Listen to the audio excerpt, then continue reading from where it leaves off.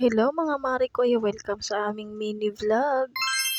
Kahit maulan nga ito at for the gala nga ang mga person na to. Ito nga yung mag-ama at nagpapapalit na nga ng token. Syempre may bata na naman na masaya at nakagala kahit nga maulan ang panahon. Kita nyo naman nakikipag-unahan pa nga sa papa niya sa pagkuha ng token. At nung nakapagpalit na nga ng token ito at for the takbo-takbo na nga ang person.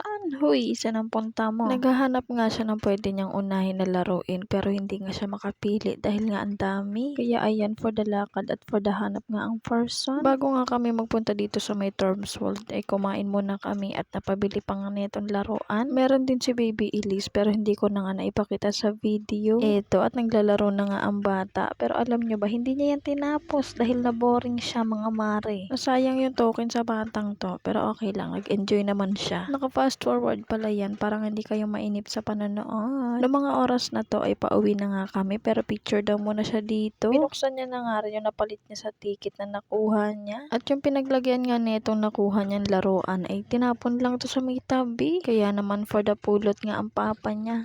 Huy, may tagapulot yarn. Eto nga at nagising na naman ako ng madaling araw. Ano pa bang bago? O diba? Pretty yarn. Huy, charot-charot ka dyan. Ito nga yung mag-ama. Tulog na tulog. Ito nga isa nakakumot pa. Pagkagising nga ni Baby Elise, ito agad ang hinanap niya. Binilhan din kasi siya ng papa niya nitong tablet na mas malaki pa nga sa mukha niya. O diba? Tuwang-tuwa ang bata dahil napakalaki na nga ng panonooran niya. Huwag kayong mag-alala mga mare ko. Yung mahina ang brightness niyan. Sinagad ko talaga yung hina. Para nga hindi masakit sa mata kapag nanonood nga siya. At syempre habang kumakain nanonood. At maya-maya nga ito namang higaan namin ang ililigpit ko. Bago nga ako makapagligpit ng higaan, ang dami ko munang ganap. Meron yung isa, si Utos, yung isa, mama.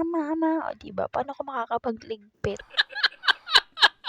Nung natapos ko na nga yung mga inuutos nila at inuutos ng anak ko, eto na nga, ililigpit ko na nga tong higaan namin. Inuna ko na nga ipagpag at itupitong kumot. Siyempre, ipagpag muna para matanggal ang mga alikabok-alikabok. Pagkatapos ko naman ipagpag at itupitong kumot, yung kutsyon naman nga yung itutupi ko. Pagkatapos ko namang tinupi yung kutsyon, nilagay ko naman nga itong mga unan. At maya-maya nga dahil wala akong magawa, tinupi ko na lang itong mga damit ni Baby Elise. Sinayos ko nga dahil napakagulo na naman mga mare ko, ay Diyos me. Kita nyo naman na napakagulo pa nga dito sa may higaan namin. Ito, may pa-time lapse ang person.